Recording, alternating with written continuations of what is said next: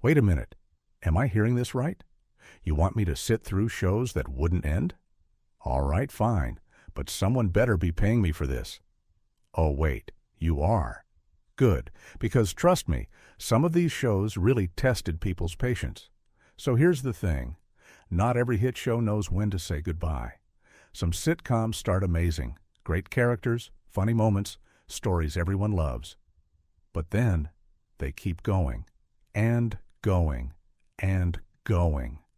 Until suddenly, you're watching something that barely even feels like the same show anymore.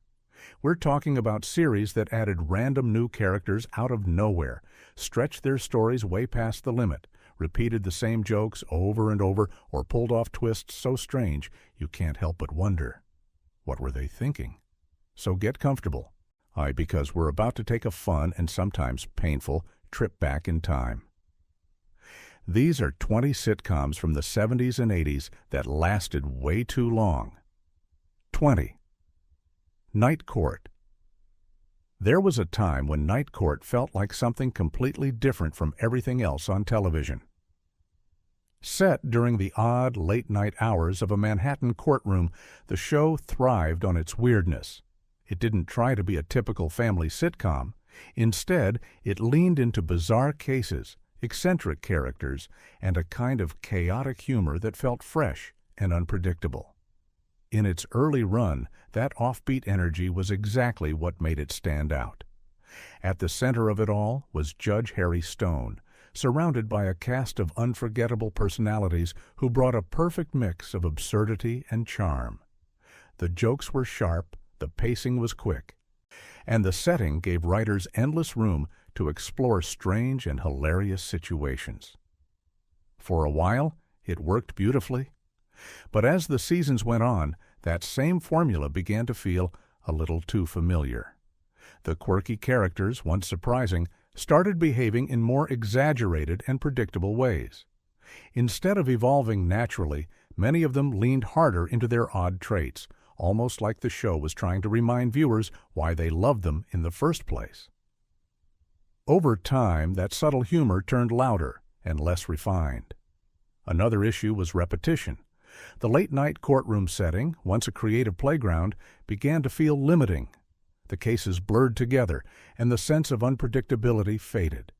What once felt spontaneous now felt routine. Even the comedic timing, which had been a major strength, started losing its edge. By the final stretch, Night Court was still recognizable, but it no longer had that same spark. It wasn't a terrible show by any means.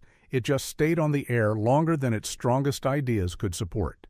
Before we move on, take a second and hit that subscribe button so you don't miss what's coming next. 19. Silver Spoons. At first, Silver Spoons felt like pure wish fulfillment.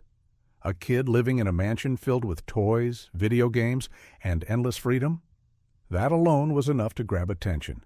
The show leaned into this playful fantasy, mixing light comedy with a simple father-son bonding story that made it easy to watch and enjoy. Early on, it had charm, energy, and just the right balance of humor and heart. The relationship between Ricky and his wealthy, carefree father was the emotional core, and it gave the show a reason to exist beyond just flashy sets and cool gadgets. There was something warm about watching them slowly build a connection, even if the situations around them were a bit over the top. For a while, that mix worked perfectly. But here's where things started to slip. As the seasons passed, the concept didn't grow with the characters. Ricky got older, but the world around him stayed stuck in that same childish fantasy. What once felt fun started to feel unrealistic and a little out of place.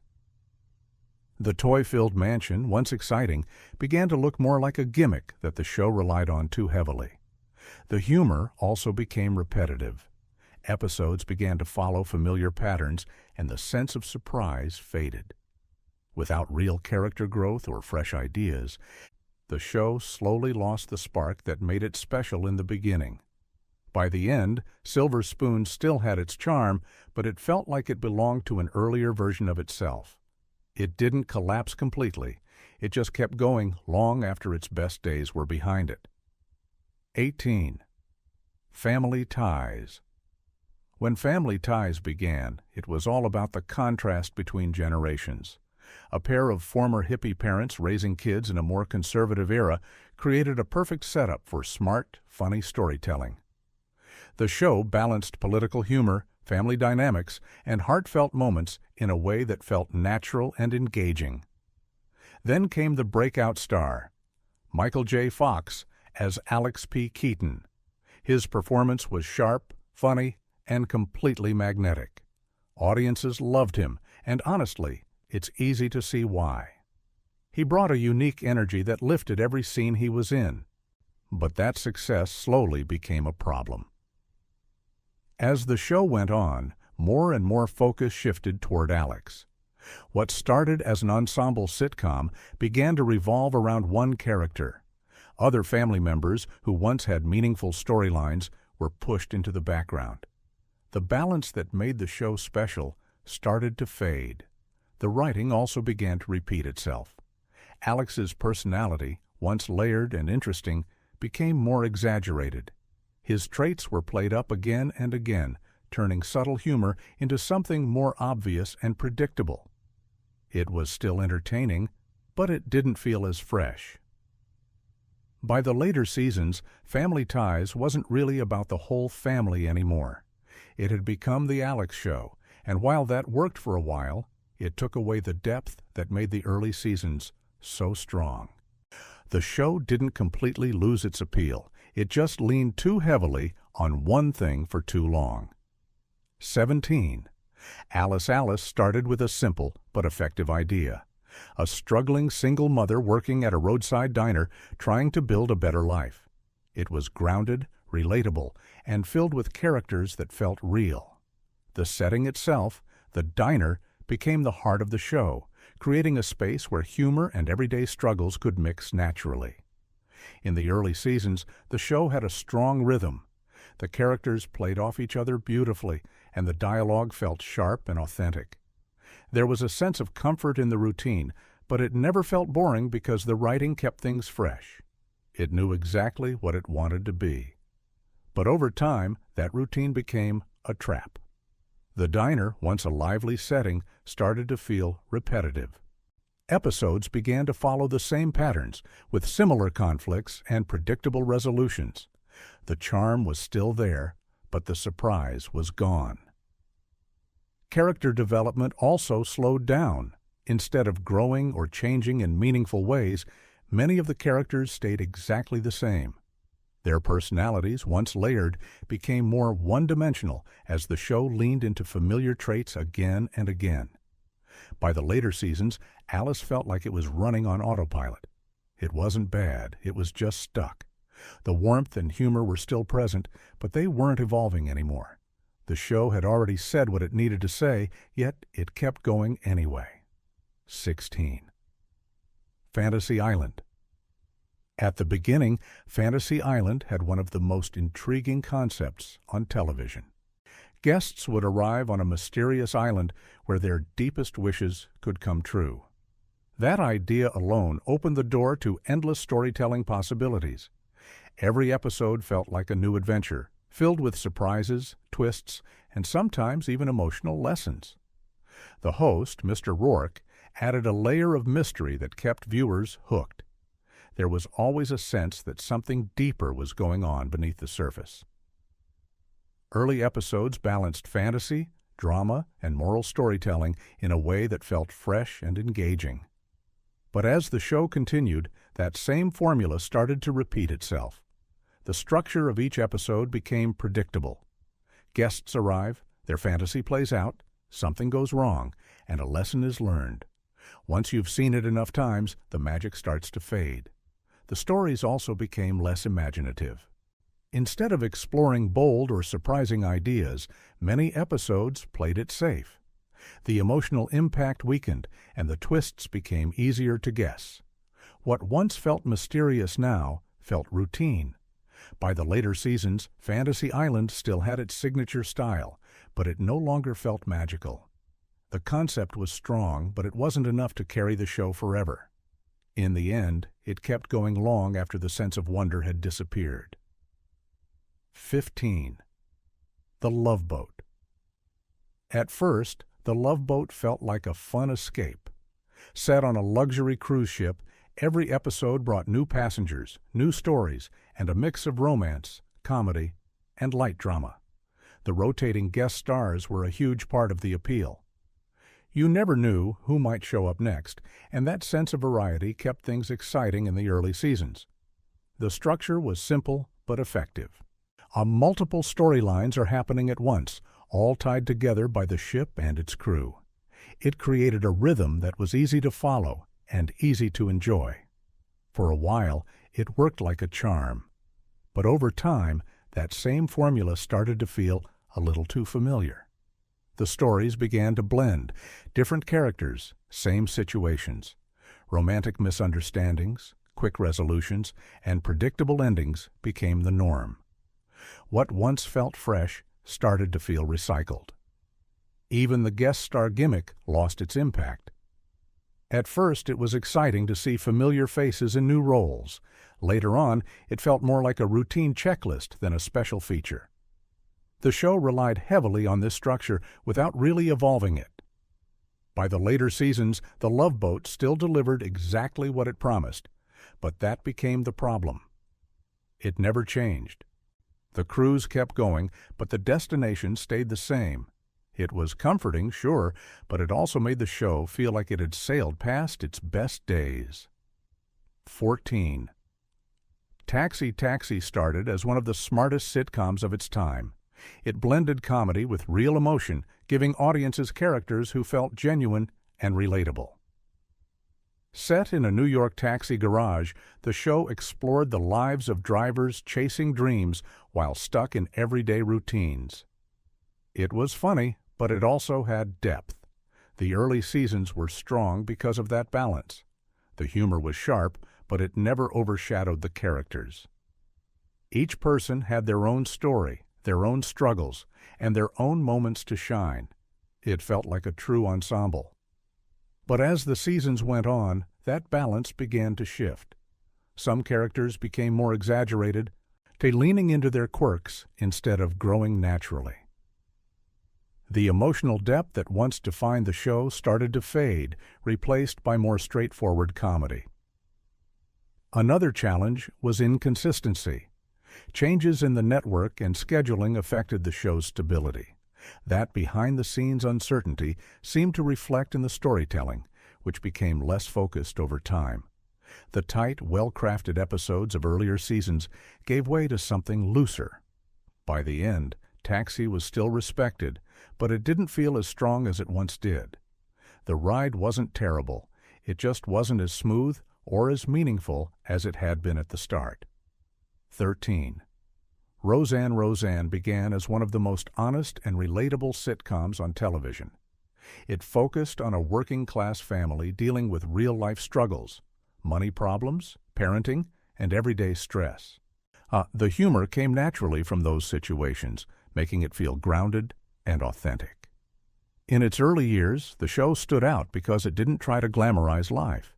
It showed things as they were, and that honesty connected with audiences. The characters felt real, and their relationships felt believable. It was messy, funny, and genuine all at once. But then came the final stretch, and everything changed. The show introduced a major twist. The family wins the lottery. Suddenly, the grounded world it had built for years disappeared. The stories became over-the-top, unrealistic, and sometimes even surreal. What once felt relatable now felt disconnected. The biggest shift came with the finale, which revealed that much of this storyline wasn't real within the show's universe. That twist didn't just affect the last season, it changed how people viewed the entire series. For many, it felt like the emotional investment they had made was undone. By the end, Roseanne didn't just run too long, it changed into something completely different. And for a show built on realism, that shift was hard to ignore. 12. All in the Family / Archie Bunker's Place. When All in the Family first aired, it changed television. It tackled serious social issues with boldness and honesty, all while delivering sharp, memorable comedy. At the center was Archie Bunker, a character who sparked conversations and defined the show's identity. The early seasons worked because of the strong chemistry between the cast. The dynamic between Archie, Edith, Gloria, and Mike created a balance of humor and tension that kept viewers engaged. It was smart, fearless, and ahead of its time. But as the years went on, things began to change. Key cast members left, and that chemistry started to fade. Without those core relationships, the show lost part of what made it so compelling. The decision to continue the story as Archie Bunker's Place marked a clear shift. The tone also became more serious. Edith's reduced role and eventual death added a heaviness that changed the feel of the show. While it still had moments of humor, it no longer carried the same sharp energy as before. By the end, it felt like a different show entirely. What started as groundbreaking television slowly turned into something quieter and less impactful. It didn't collapse. It just drifted away from what made it great in the first place. 11. The Facts of Life. At the start, The Facts of Life didn't even look like a show that would last. It had a large, somewhat messy cast and a school setting that felt crowded and unfocused. But then something smart happened. The show trimmed things down, focused on a smaller group of girls, and suddenly everything clicked. The chemistry improved, the stories felt tighter, and it quickly became a hit. The boarding school setting gave it a strong foundation. It allowed for relatable teen stories, friendships, and life lessons that felt natural. Mrs. Garrett acted as the heart of the show, guiding the girls while keeping everything grounded. For a few seasons, it really found its rhythm. But eventually, the show began to change, and not always in the best way. The setting shifted from the school to a shop, which took away that original structure. Then came cast changes. Mrs. Garrett left, and new characters were introduced to fill the gap. While these changes were meant to refresh the show, they ended up making it feel uncertain about what it wanted to be. The biggest issue was identity. Was it still a coming-of-age story? A workplace comedy? Something else entirely? It never fully settled on one direction again. The tone became inconsistent, and the original charm started to fade. By the end, The Facts of Life was still recognizable, but it didn't feel as confident or focused as it once did. It had evolved, but somewhere along the way, it lost a clear sense of itself. 10. Welcome Back. Kotter, Welcome Back. On Kotter came in strong with a simple but effective idea. A teacher returning to his old school to teach a group of underachieving students known as the Sweat Hogs. The humor came from their personalities, their classroom chaos, and the connection they shared with their teacher. It felt fresh, energetic, and a little rebellious. A huge part of the show's early success came from its cast, especially John Travolta. His charm and presence quickly made him a breakout star. Audiences loved him, and he became one of the main reasons people tuned in every week. But that success didn't last in the same way. As Travolta's movie career took off, his role in the show was reduced. At the same time, Gabe Kaplan, who played the teacher and central figure, also started stepping back. Suddenly, the show was losing both its biggest draw and its emotional core. Without those key elements, things started to feel disconnected. The classroom dynamic weakened, and the energy that once carried the show began to fade. The stories felt less engaging, and the humor didn't hit the same way. By the end, Welcome Back, Kotter wasn't the same class it started as. It struggled to hold itself together and eventually ended without much impact, feeling like it had lost the very thing that made it special. 9. Laverne Shirley started as a spin-off of Happy Days, and for a while it even matched, or sometimes surpassed, its parent show in popularity. Set in Milwaukee, the series focused on two working-class women navigating life at a brewery. It had a strong sense of place, relatable struggles, and a fun, energetic tone that made it stand out. The early seasons worked because everything felt grounded. The setting, the characters, and their routines all fit together naturally. The chemistry between Laverne and Shirley was the heart of the show, and it carried the comedy effortlessly. Then came the big change, the move to California. On paper, it might have seemed like a way to refresh the series, but in reality, it took away what made the show unique. The blue-collar Milwaukee vibe disappeared, replaced by something that felt less authentic and more generic. Things got worse when Shirley left the show. Without that central partnership, the entire dynamic fell apart. What was once a two-person story suddenly felt incomplete. The humor struggled to land, and the emotional core was missing. By the final season, Laverne and Shirley felt like a shadow of itself. The magic was gone, and it continued just a bit too long after losing its most important pieces. 8. Who's the Boss? Who's the Boss? Built its entire appeal around a simple but effective idea: the chemistry between Tony and Angela. From the very beginning, there was an obvious will-they-won't-they tension that kept viewers invested. Their dynamic was fun, charming, and full of subtle moments that made audiences want to see them eventually get together. For a long time, that slow build worked. It gave the show direction and kept people coming back. The family setting added warmth, and the humor felt natural. It wasn't just about romance, it was about relationships, growth, and everyday life. But the problem was how long the show stretched the central storyline. Season after season, the same question lingered without resolution. The tension that once felt exciting started to feel dragged out. Instead of building anticipation, it began to test patience. When the relationship finally did move forward, it didn't have the impact it should have had. By that point, the momentum was already fading. The show had relied so heavily on that one idea that it struggled to find a new direction afterward. The final season felt uncertain, almost like it didn't know what story it wanted to tell anymore. Who's the Boss?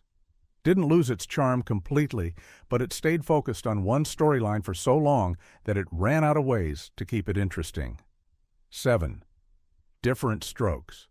Diff'rent Strokes started with a simple emotional premise that instantly connected with audiences. Two young brothers from a poor background are adopted by a wealthy businessman, creating a mix of humor and heartfelt moments. Early on, the show balanced comedy with meaningful themes about family, class, and belonging. It was warm, funny, and easy to love. The chemistry between the characters made everything work. The humor felt natural, and the emotional beats never felt forced. It knew how to make people laugh while still delivering moments that actually meant something. For a while, it hit that balance perfectly. But then the tone began to shift. The show leaned more and more into very special episodes, tackling serious issues like crime, addiction, and danger. While those topics were important, they started to overwhelm the lighthearted feel of the show. Instead of a natural mix, it became heavy and sometimes overly dramatic. Another major change was the addition of a new child character, Sam. This felt like an attempt to refresh the show, but it didn't quite work. Rather than adding something new, it highlighted how much the original dynamic had changed. The charm that came from the core cast wasn't the same anymore. By the later seasons, Diff'rent Strokes felt very different from how it began. The humor was less consistent, the tone was uneven, and the original spirit slowly faded. It didn't collapse overnight. It just drifted away from what made it special. 6. MASH is often called one of the greatest shows ever made, and honestly, that reputation is well-deserved. Set during the Korean War, it blended comedy and drama in a way that felt unique. The early seasons had a sharp satirical edge, using humor to comment on the absurdity of war while still keeping things entertaining. The characters were strong, The writing was intelligent, and the tone struck a perfect balance. It could make you laugh one moment and hit you with something serious the next. That emotional range became one of its biggest strengths.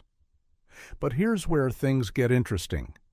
The show ran for so long that it actually outlasted the war it was based on. Over time, the tone shifted more heavily toward drama. The comedy didn't disappear, but it became less central. For some viewers, this evolution made the show deeper and more meaningful. For others, it felt like it lost part of its original identity. The storytelling also became more serious and, at times, more preachy. Instead of subtle messages, episodes began to lean harder into clear moral statements. And while still powerful, it wasn't the same light-touch storytelling from earlier seasons. By the end, MASH was still a strong show, but it had changed significantly. It didn't exactly decline in quality. It just became something very different from what it started as, and for some, that made it feel like it stayed a little longer than it needed to. 5. Three's Company. Three's Company hit the ground running with a bold and simple idea. Three roommates living together under a misunderstanding created endless opportunities for comedy. The humor was fast, physical, and driven by awkward situations that kept viewers laughing. The chemistry between Jack, Janet, and Chrissy was the real magic. In the early seasons, everything clicked. The misunderstandings felt fresh, the timing was sharp, and the characters balanced each other perfectly. It knew exactly what kind of show it wanted to be, and it delivered. But then came the changes. Chrissy left, and new characters were introduced. First Cindy, then Terry. Each replacement tried to capture the same energy, but the original chemistry was hard to recreate.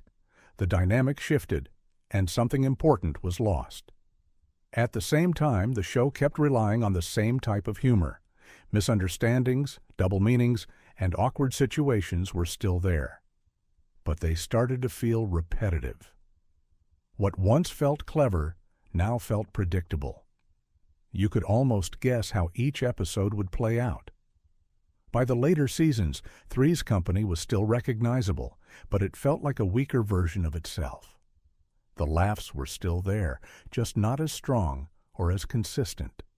It didn't completely fall apart, it just kept repeating a formula that had already reached its peak. 4. Growing Pains. Growing Pains began as a classic family sitcom with a strong emotional core. It focused on everyday life, parenting, and growing up, all wrapped in light, relatable humor. The early seasons worked because they felt honest and grounded. The Seaver family felt real, and their problems felt familiar. The show knew how to balance comedy with meaningful moments. It wasn't trying to be flashy, it just told simple stories well. That's what made it connect with audiences in the first place. But as the show went on, it started to rely on familiar sitcom tricks to keep things interesting. One of the biggest was adding a new baby to the family. While this created a few fresh storylines, and it didn't really change the overall direction of the show. Then came another big move, introducing a new teenage character played by Leonardo DiCaprio. It was clearly an attempt to bring in new energy, but it also felt forced. Instead of evolving naturally, the show seemed like it was trying too hard to stay relevant. The problem wasn't that these ideas were bad, it's that they came too late. The core of the show had already started to lose momentum. By the final seasons, it felt like it was holding on rather than moving forward.